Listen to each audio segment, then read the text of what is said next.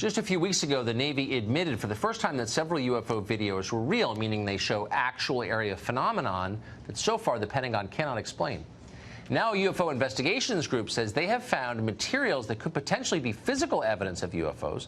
Luis Elizondo is Director of Special Programs at the To the Stars Academy of Arts and Science. He also headed the Pentagon's Office for Investigating UFO Incidents, and is the star of the History Channel's Unidentified. He joins us tonight. Luis, thanks so much for coming on.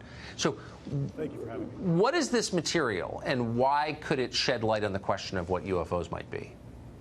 Sure. Well, our company over the last year and a half has actually obtained quite a bit of material. And let me first preface by saying some of that material, its provenance is frankly hearsay, while the provenance of some of this material has been substantiated. And ultimately, we're in the process of analyzing this material at 3 different levels. We're looking at its physical properties, its chemical, or if you will, molecular properties, and then ultimately its atomic properties.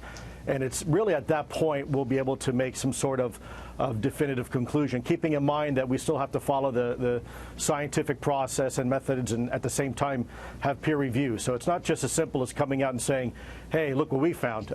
There's a lot of work that still needs to be done. I bet that's right, and of course you'll be challenged, as you ought to be challenged, I think.